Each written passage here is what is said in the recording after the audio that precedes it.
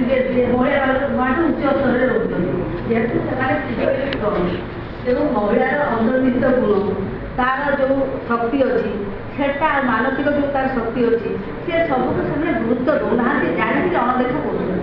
ତାପରେ ସେ ସ୍ତ୍ରୀ ଲୋକଟି ସବୁବେଳେ ତା ଧାରଣା ରହୁଛି କାରଣ ତାର ଭଏସ୍ କେବେ ଶୁଣାଯାଉନି। ସେ ଗୋଟେ କିଛି ମତାମତ ଦେଲା ପରିବାର ଯେ ଛୋଟ ଛୋଟ କଥାରେ ସେଟା ଶୁଣାଯାଉନି। ଦେଶ ଶାସନ କଥା ତ ବହୁତ ବଡ଼ କଥା ହେଲାଣି। ସେଠି ବହୁତ କମ୍ ସ୍ତ୍ରୀ ଲୋକ ଅଛନ୍ତି ଯେଉଁମାନେ ସେ ପୋଜିସନରେ ରହିକରି ଶାସନରେ ଇଏ ରହୁଛନ୍ତି। କିନ୍ତୁ ଆମର ଏ ଯେଉଁ ଘର ସମାଜ ସାଇପର ସାଇଡରେ ବି ଯେଉଁ ଛୋଟ ଛୋଟ ଘଟଣା ଅଛି ସେଥିରେ ଗୋଟେ ସ୍ତ୍ରୀ ଲୋକର ଭଏସ୍ ପ୍ରାୟ ରହୁନାହିଁ। ତେଣୁ ମାଆ ମାନଙ୍କୁ ସବୁ ମୋର ଅନୁରୋଧ, ସେ ସ୍ତ୍ରୀ ମହିଳାମାନଙ୍କୁ ମୋର ଅନୁରୋଧ, ଏ ଯେଉଁ ପରିବର୍ତ୍ତନ ଭାଷଣ ଏଥିରେ କିଛି ମୂଲ୍ୟ ନାହିଁ। ଏ ଯେଉଁ ପରିବର୍ତ୍ତନ ପାଇଁ ଯେଉଁ ଭାଷଣ ଦେଉଛେ ଭାଷଣରେ କିଛି ମୂଲ୍ୟ ନାହିଁ। ପ୍ରତ୍ୟେକ ନିଜକୁ ବଦଳାନ୍ତୁ। ନିଜ ଝିଅ ପୁଅ ଭିତରେ ମାନେ ଡିଫରେନ୍ସ କରନ୍ତୁ ନାହିଁ। ଘର ଭିତରେ ଗୋଟେ ଝିଅର ଯେମିତି ଶିକ୍ଷା ସ୍ୱାସ୍ଥ୍ୟ ଖାଦ୍ୟ ଯେମିତି ଗୋଟେ ପୁଅକୁ ଦିଆହେଉଛି ତାକୁ ସେମିତି ତାର ଯତ୍ନ ନିଅନ୍ତୁ, ତାକୁ ସେତିକି ଇଏ କରନ୍ତୁ। ତା ଭିତରେ ପାତ୍ର ଅର୍ଥ ଯଦି ନିଜ ଘରୁ ନିଜ ମାଆ ଯଦି କରିବ ତାହେଲେ ସେମାନଙ୍କ ପାଇଁ ଆଉ ସଂସାରରେ କେଉଁଠି ସ୍ଥାନ ନାହିଁ। ପୁରୁଷମାନଙ୍କର ମାନସିକତା ବଦଳାଇବା ପାଇଁ ଚେଷ୍ଟା କରନ୍ତୁ। ଘରେ ଯେଉଁ ଆପଣଙ୍କର ଘରେ ଅଛନ୍ତି ସ୍ୱାମୀ ହେଲା କି ଆପଣ ଶ୍ୱଶୁର ଯେତିକି ପୁରୁଷ ମେମ୍ବର ଅଛନ୍ତି ତାଙ୍କୁ ଆପଣ ବଦଳାନ୍ତୁ। ତାଙ୍କର ଯେଉଁ ଦୃଷ୍ଟିଭଙ୍ଗୀ ମାନେ ଘର ପାଇଁ ଝିଅ ପାଇଁ ଗୋଟେ ସ୍ତ୍ରୀ ଲୋକ ପାଇଁ ଏମିତି ଅନେକ ମାଆ ବି ମାନେ ନିର୍ଯାତିତା ହେଉଛନ୍ତି। ମୁଁ ମାନେ ଫ୍ୟାମିଲି କୋର୍ଟ ଢେଙ୍କାନାଳରେ ଅଛି।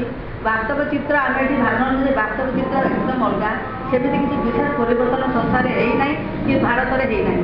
ଭାରତର ଦୃଶ୍ୟପଟରେ ଆମେ ଦେଖିବୁ ଏସବୁରେ ଅତି ପୁଅର ପିକ୍ଚର, ଅତି ଦୁର୍ବଳ ଚିତ୍ର ଆମେ ଦେଖୁଛେ। ଏମିତି ଘଟଣା ମୁଁ ଦେଖୁଛି ଢେଙ୍କାନାଳ କୋଷ୍ଟାଲ ଏରିଆ ଆପଣମାନେ କହୁଛନ୍ତି ସେଇଠି ଭୁବନେଶ୍ୱର ଅଛି, ସେଇଠି ଆମର କ୍ୟାପିଟାଲ ଅଛି, ସେଇଠି ଶାସନ ଚାଲୁଛି, ସବୁ ହେଉଛି ତାରି ପାଖ ଏରିଆ। ଏସବୁ କୋଷ୍ଟାଲରେ ଏସବୁ ନାରୀମାନଙ୍କ ଉପରେ ନିର୍ଯାତନା ଅତିରିକ୍ତ ହେଉଛି। କେସ୍ ଆସୁଛି ମାନେ ମୁଁ ଦେଉଛି ଏକ୍ଜାମ୍ପଲ୍ ସତ କଥା।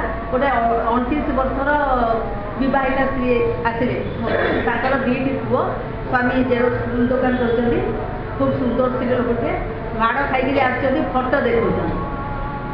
ମାରିଛି କିଏ? ସ୍ୱାମୀ ଆଉ ସାନ ପୁଅ।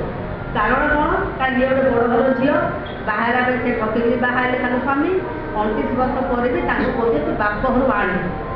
ପୁଅଟି କହୁଛି ପୁଅ ଅଲଗା, ପୁଅ କିଛି କାମ କରୁନି, ମାଆକୁ ମାଡ଼ ଦେଇଛି। ମାନେ ସେ ଏମିତି କାନ୍ଦୁଥାନ୍ତି, ଯାଇକି ବାପ ଘରେ ବି ଅଛନ୍ତି, ତାଙ୍କ ଭରଣ ପୋଷ ପାଇଁ ଆସିଥିଲେ। ଆଉ ଗୋଟେ କେସ୍ ଦିଲ୍ଲୀର କାର୍ଡ଼ିଓଲୋଜିଷ୍ଟ, ସେ ତାକୁ 20 ଲକ୍ଷ ଟଙ୍କା ଡାଉରୀ ଦିଆହେଇଥିଲା। ତାଙ୍କ ବାହାଘର ବେଳେ ସେ ଯାହା ସ୍ତ୍ରୀ ଲୋକ କହୁଥିଲେ ପୁଅଟିଏ ଝିଅଟିଏ। ପୁଅଟି ତାଙ୍କର ମେଣ୍ଟାଲି ମାନସିକ ହିସାବରେ କିଛିଟା ଅକ୍ଷମ ହେଇଛି।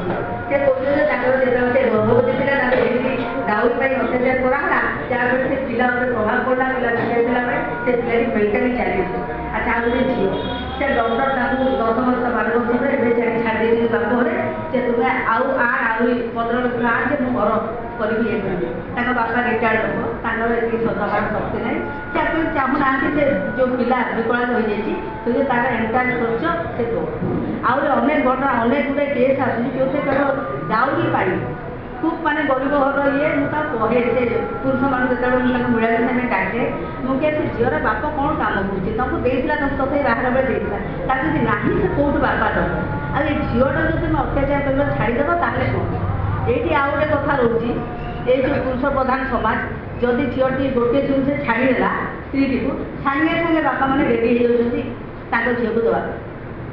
ତେଣୁ ପୁରୁଷମାନଙ୍କ ସମସ୍ୟା କିଛି ରହୁନି, ପୁଣି ଡାଉରୀ ଆସିବ, ପୁଣି ଆଉ ଗୋଟେ ସ୍ତ୍ରୀକୁ ବାହା ହେବେ। ଆଚ୍ଛା, ଆଉ ଅତି ଛୋଟ ଛୋଟ ଘଟଣାରେ ଗୋଟେ ସ୍ତ୍ରୀ ଲୋକ ସେ ତାଙ୍କ ଶାଶୁରେ ସାଲର କମିଜ ପିନ୍ଧିଲେ, ତାଙ୍କ ସ୍ୱାମୀଙ୍କର ଅଭିଯୋଗ ସେ ସେଟା କାହିଁ ପିନ୍ଧିଲା, ଗୁପଚୁପ ଖାଇବାକୁ ଗଲା, ତେଣୁ ତାକୁ ଛାଡ଼ି ଦିଆହେବ। କାରଣ ସେ ଉଦ୍ଧତ ସ୍ତ୍ରୀ, ସେ ମାନେ ମୋର କଣ୍ଟ୍ରୋଲରେ ରହିବ ନା। ଏଇ ପ୍ରକାର ବି ଘଟଣା ସବୁ ଆସୁଛି। ଆକ୍ଚୁଆଲି ପ୍ରୋବ୍ଲେମ୍ ସେଇଠି ନାହିଁ। ପୁରୁଷମାନଙ୍କୁ ଯେହେତୁ ଅନ୍ୟ ସ୍ତ୍ରୀ ତାଙ୍କୁ ସୁବିଧାରେ ମିଳିଯାଉଛନ୍ତି, ସେମାନେ ଜମା ଟଲରେଟ୍ କରିବା ପାଇଁ ରାଜି ନୁହଁ। ତାଙ୍କର ଯେତେ ହଜାରେ ବଦଳ ଥିବ ଆପଣ ଟଲରେଟ୍ କରିବେ। ସ୍ୱାମୀ ମାଡ଼ ଖାଇକି ରାଜରେ ଆସିକି ଆପଣ ପିଟିବେ, ଆପଣ ସହିବେ। ସ୍ୱାମୀ ଯଦି ପାଗଳା ହେଇଗଲା ଆପଣ ତା ଟ୍ରିଟମେଣ୍ଟ କରିବେ। ସ୍ୱାମୀ ଯଦି ତାର ଦେହ ଖରାପ ହେଲା ଆପଣ ତା ସେବା କରିବେ, ଖର୍ଚ୍ଚ କରିବେ। ତ ସ୍ତ୍ରୀ ଲୋକ ଯଦି ଦେହ ଖରାପ ହେଲା ତାକୁ ଛାଡ଼ିଦିଅ, ଯଦି ପାଗଳ ହେଲା ତାକୁ ଛାଡ଼ିଦିଅ। ଏଇ ପ୍ରକାର ସବୁ ଚାଲିଛି। ଏ ହେଉଛି ଆମର ବାସ୍ତବ ଚିତ୍ର। ତେଣୁ ପ୍ରତ୍ୟେକ ଘରୁ ମୁଁ ବଡ଼ ବଡ଼ କଥା କହିବି ନାହିଁ ଯେ ସେତେବେଳେ ପରିବର୍ତ୍ତନ କିଛି ଆସିପାରିବ ନାହିଁ। ଏଇ ଯେଉଁ ଆପଣମାନେ ବସୁଛନ୍ତି ଆଉ କରୁଛେ, ଆମେ ଆମ ଘରୁ ଆରମ୍ଭ କରିବା। ସେଟା ସେ ଯେଉଁ ପରିବର୍ତ୍ତନ ଆମେ ଆମ ଘରୁ ଆରମ୍ଭ କରିବା। ପୁଅଟିଏ ଝିଅଟିଏ, ପୁଅଟିଏ ଝିଅଟିଏ ହେଲେ ଆପଣ ମୁହଁଟା ଶୁଖେଇବେ କାହିଁକି? ତାର ସାମାଜିକ ନିରାପତ୍ତା କଥା ଆପଣ କାହିଁ ଚିନ୍ତା ନ କରିବେ? ଯେଉଁ ପୁଅଟିଏ ଅଛି, ଆପଣଙ୍କର ଭାଇଟିଏ ଅଛି, ସ୍ୱାମୀଟିଏ ଅଛି, ତାକୁ ଇମ୍ପ୍ରେସନ୍ ଦେବେ ଯେ ଇଏ ବି ତୁମ ସାଙ୍ଗେ ସମାନ। ଏଇ ଝିଅଟିର ବି ଅଧିକାର ଅଛି ମଣିଷ ହିସାବରେ ବଞ୍ଚିବାର। ତେଣୁ ତାକୁ ତୁମେ ଏଇ ଯେଉଁ ରାସ୍ତାରେ ଗୋଟିଏ ଝିଅ ରାତିରେ ଆସିପାରୁନାହିଁ, କାହା ପାଇଁ? କାହା ଡର? ଯେଉଁମାନଙ୍କର ଶିକ୍ଷା ନାହିଁ, ଅସଲ ଶିକ୍ଷା ନାହିଁ। ମା ଯେତେବେଳେ ଗୋଟେ ମା ଶିକ୍ଷିତା ନ ହେଇପାରେ, ଖୁବ ବେଶୀ ପାଠ ପଢ଼ି ନଥାଇପାରେ, ସେ ଛୁଆଟା ହାତ ଧରିକି ସେଇ ଚଲଉଛି, ସେ ଭବିଷ୍ୟତରେ ମଣିଷ କରୁଛି। ଯେ ଶିକ୍ଷକ ପାଖକୁ ଯିବା ଆଗରୁ ସେମାନେ ଆଗ ହେଉଛନ୍ତି ମା ହେଉଛି ଆଗ ଶିକ୍ଷକ, ସେଇ ବସଉଛି ଭଲ କଥା। ଗୋଟେ ଭଲ ମଣିଷ ହେବା ପାଇଁ ଶିକ୍ଷାର ଖୁବ ଦରକାର ନାହିଁ। ଆଉ ତା ଛଡ଼ା ନିଜ ଅଧିକାର ବିଷୟରେ ମା ମାନେ ଝିଅମାନଙ୍କ ଅଧିକାର, ସ୍ତ୍ରୀମାନଙ୍କ ଅଧିକାର ବିଷୟରେ ସମସ୍ତେ ସଚେତନ, ଟିଭି ଦେଖୁଛନ୍ତି, ସମସ୍ତେ ନ୍ୟୁଜ୍ ପେପର ପଢ଼ୁଛନ୍ତି ସମାଜ। ସେତିକି ତ ମା ମାନେ ଜାଣୁଛନ୍ତି ତାଙ୍କର ସମାଜରେ କ'ଣ ତାଙ୍କର ସ୍ଥାନ, ତାଙ୍କ ପାଇଁ କ'ଣ ଆଇନରେ ଅଛି। ତେଣୁ ଆମର ସମ୍ବିଧାନରେ ଯେଉଁଥିରେ ପୁରୁଷ ନାରୀ ସମାନ ବୋଲି କରାହେଇଛି, ସମ୍ବିଧାନରେ ଆମର କରାହେଇଛି ମାନେ ସ୍ତ୍ରୀ ଲୋକ ପାଇଁ ସ୍ପେଶାଲ ଆଇନ ବି ଅଛି, ସ୍ୱତନ୍ତ୍ର ତାଙ୍କ ପାଇଁ ବି ବ୍ୟବସ୍ଥା କରାଯାଉଛି। ତା ସତ୍ତ୍ୱେ ବି ଯଦି ଆମ ସମାଜରେ ଏଇଟା ଚାଲିଛି ଆନ୍ତର୍ଜାତିକ ଭାବେ ମହିଳା ଦିବସ ଆମେ ପାଳନ କରିବା, ଏମିତି ସବୁ କହିବା, ଅଥଚ ଆମ ଭିତରେ ପରିବର୍ତ୍ତନ କିଛି ନାହିଁ। ଆମ ନିଜ ଭିତରେ ସାହସ ନାହିଁ, ସାମାଜିକ ବନ୍ଧନକୁ ଆମେ ଛିଣ୍ଡେଇବାକୁ ଆମର ସାହସ ନାହିଁ। କେଉଁ ଜାଗାରେ ନିଜ ଝିଅଟିକୁ ଆପଣ ରକ୍ଷା କରିବା ପାଇଁ ଶକ୍ତି ଆପଣ ନାହିଁ। ଯଦି ତାର ଯୌତୁକ ପାଇଁ ହଉ କି କୌଣସି ପାଇଁ ନିର୍ଯାତନା ପାଇଲା, ଶାଶୁଘର ତାକୁ ନ ରଖିଲା ବା ସ୍ୱାମୀ ନ ପଚାରିଲା, ଘରକୁ ସେ ଫେରିବ, କିନ୍ତୁ ବାପ ଘରେ ତା ପାଇଁ ରାସ୍ତା କ'ଣ? ଯଦିଓ ତା ପାଇଁ ସମ୍ପତ୍ତି ଅଧିକାର ଦିଆଯାଇଛି, ଯେଉଁଟାକି ମାନେ ନାରୀର ଗୋଟେ ପୁଅର, ଝିଅର, ମାଆର ସବୁ ସମ୍ପତ୍ତି ଅଧିକାର ସମାନ। ତା ସତ୍ତ୍ୱେ ବି ଯଦି ଝିଅଟି ତାକୁ ଛାଡ଼ିଦେଲା ତା ସ୍ୱାମୀ, ତାହେଲେ ତାକୁ ଆସିଲା ପରେ ଏମିତି ତାକୁ ଭାଇ ଭାତ ରଖିବାକୁ ଚାହୁଁନଥିବେ, ବାପା ମାଆଙ୍କର ତ ଅର୍ଥି ସେଇଠୁ ଉଠିବ।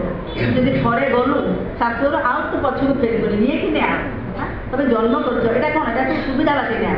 ତେଣୁ ଆମେ ମାଆ ମାନେ, ବାପା ମାନେ ଆମେ ଯଦି ନିଜକୁ ପରିବର୍ତ୍ତନ କରୁଥିଲେ, ଆମେ ସେ ବଡ଼ କଥା ଆମେ କାହିଁକି କରିବା? କିଏ ପରିବର୍ତ୍ତନ ହେବ? ଆମେ ତ ହେବା ଦରକାର ନା। ଆମେ ତ ସମାଜର, ଆମେ ହେଉଛୁ ପାର୍ଟ। ଏଇ ସମାଜକୁ ଆମେ ସୁଧାରିବା, ଆମେ ଆମ ଦୃଷ୍ଟିଭଙ୍ଗୀ ସମସ୍ତଙ୍କର ଆମ ପ୍ରତି ବଦଳେଇବା।